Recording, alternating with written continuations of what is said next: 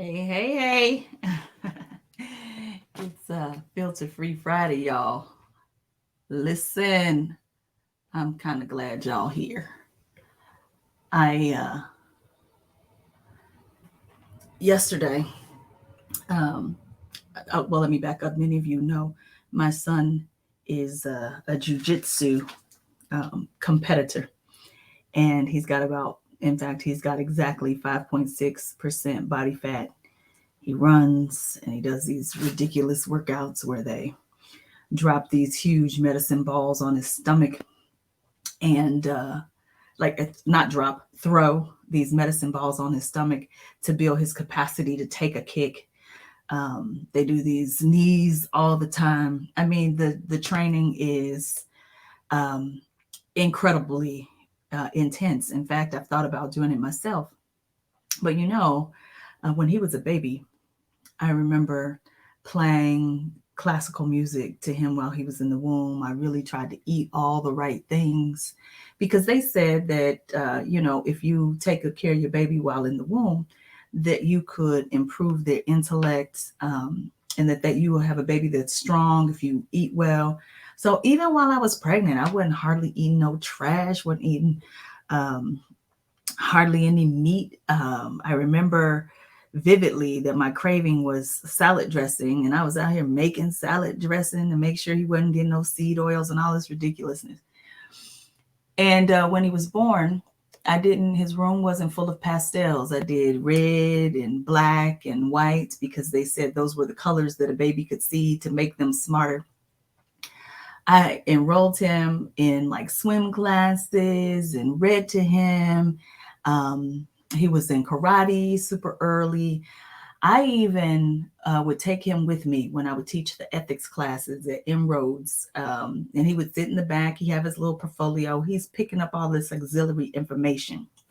See, and y'all need to give me some comments because I'm distracted. When I fell in the pool, I hit my knee on the side of the pool. So I'm all skint up, got my knee up. So give me some questions or some comments or something to distract me from this knee that's bothering me. Anyway, so I think I set him up for success. I built this thing, right? Like when he was like 3, Stacy Brown told me about the Paseo Baptist Learning Center and how Miss Williams was just one of the most amazing educators in the world, and that she had put the school curriculum together for some presidents. That's how amazing she was. And I remember when I took him over there, he was 3 years old, or yeah, he had just turned 3, and she asked me where he was in his trajectory of learning. And I remember I said, he knows his ABCs and such. And whatever I said, she was like, oh, we'll get him caught up because he was behind. And there was this book called What Your Kindergartner Should Know.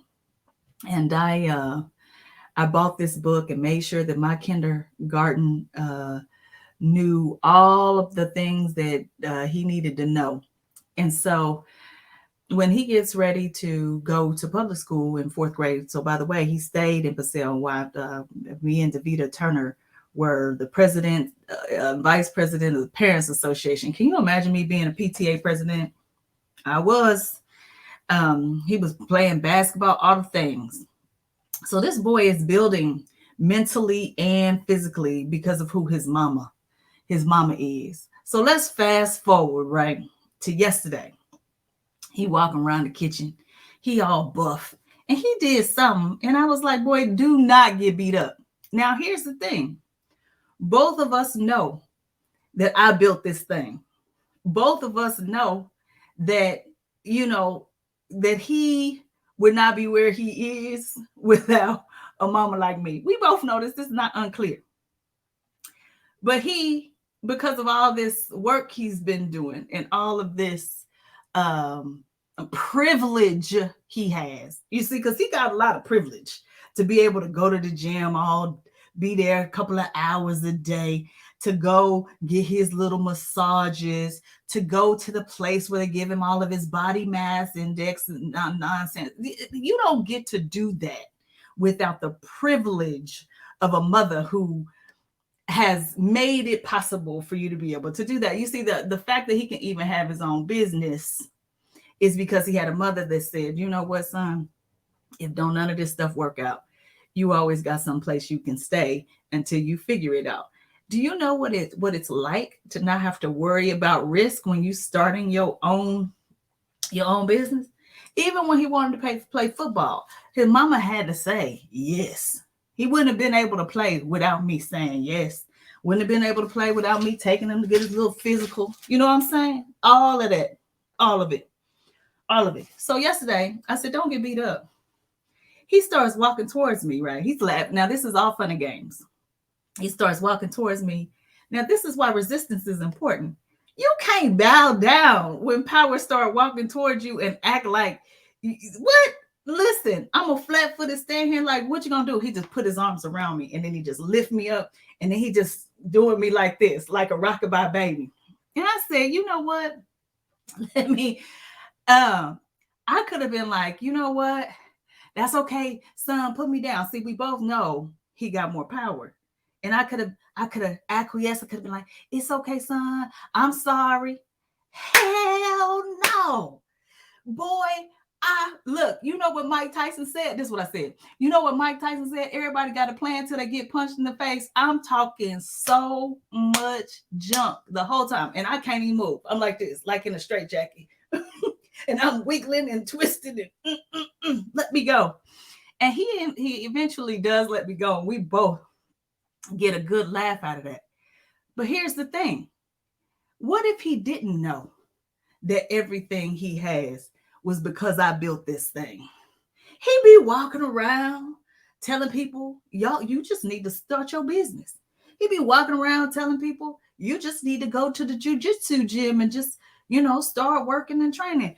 When you had the ability, when you learned martial arts, when you were 4 or 5, sir, privilege, see? And that takes me to what we got going on here in the United States. Black folk built this country. You couldn't the cotton crop in the South and the textile industry in the North, impossible without the free labor and intellectual horsepower of Black people.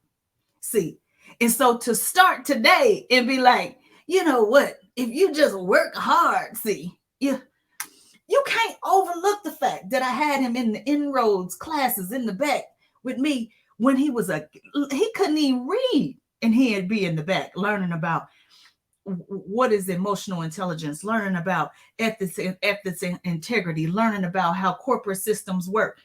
That's privilege. And it's mental privilege and it's physical privilege. You see, what in the world does he look like trying to tell me, I mean, come on, mama, what you gonna do? What you gonna do? And I'm just, I couldn't think of anything else to talk about today, because too often I see too many people think that this is about, well, let's pull together some data, see.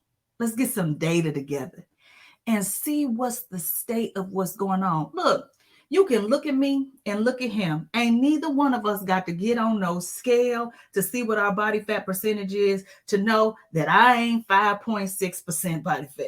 We can see it. We can see it. We don't need no data. We don't need to do no surveys to know that since I wasn't in no karate classes as a kid, since I'm not going over there to the jiu-jitsu gym and staying for 2 hours, we don't need no data. What you need data for?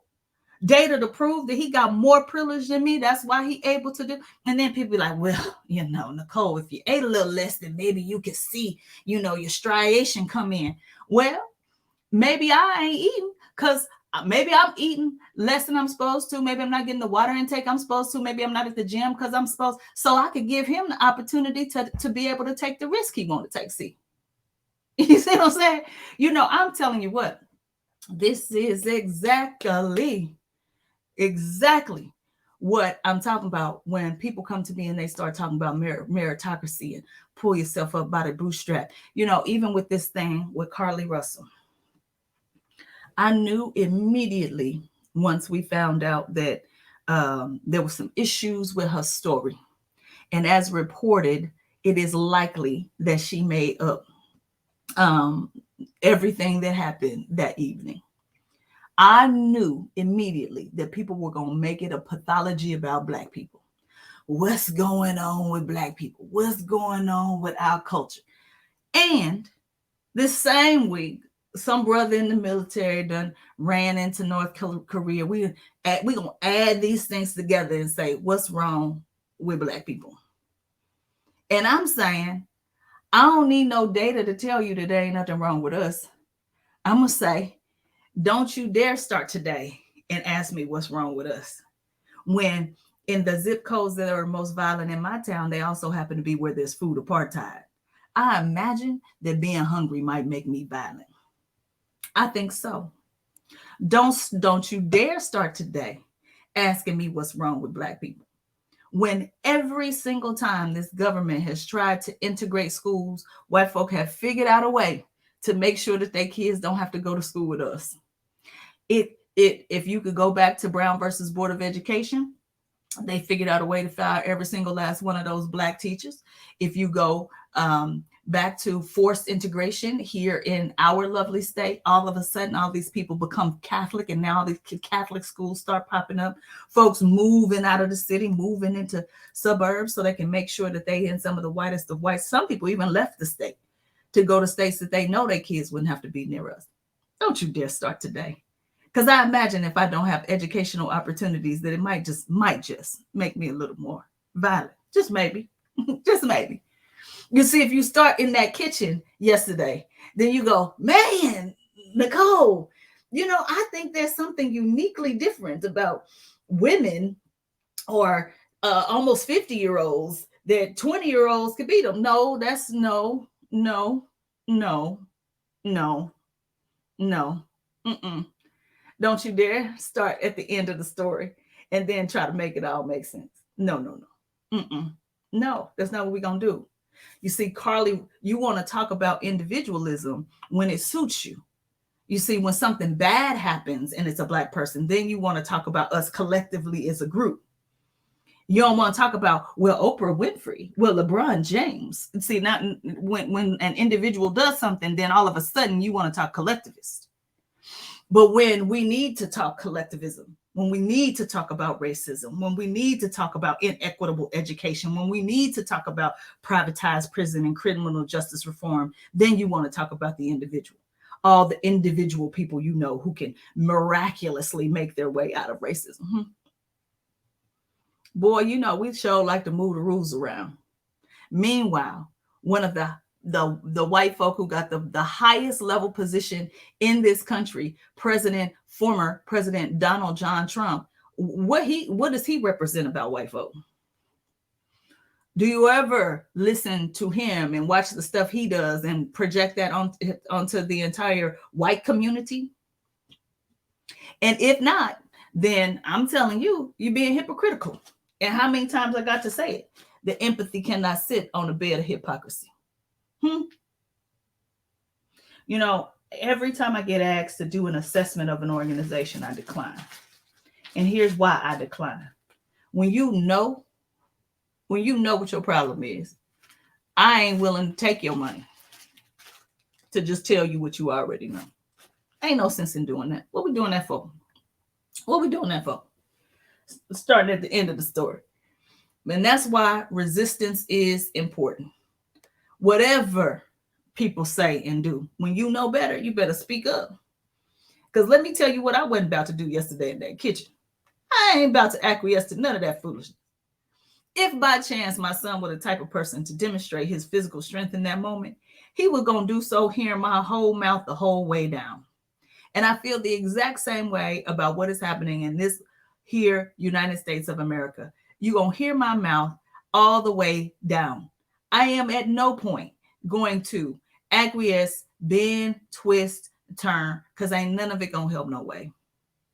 I'm going to keep putting in front of us the ideals that we say we aspire to. I ain't holding you accountable to what I say. I hold you accountable to what you say. What you say. And if what you say is you hold these truths to be self-evident that all men are created equal, act like it. Act like it. Give us equitable access to education. See what happens. Give us equitable access to banking and lending opportunities, and let's see what happens. Give us equitable access to the ability to live through childbirth, and let's see what happens. You see, because I maintain that when you know you stronger, you ain't got to cheat. You ain't got to. And I'm going to say it until the cows come home. And if you don't like it, you know what? I love you and I'm sorry. But you're going to still hear it. You're going to still hear it. Because there's no situation in which I'm going to let my son think you built this thing on your own. Meritocracy is a myth. You did not, sir. You did not. And so the whole time he got me all up in the headlock, I'm like, just wait till you let me out. I'm going to put some knots on your head. All fun and games. All fun and games. He's my favorite little person in the world. But what he ain't going to do is think because he done built some strength off of my back, now try to tell me that he the one who's stronger. It's Filter Free Friday, y'all. We got plenty of work to do.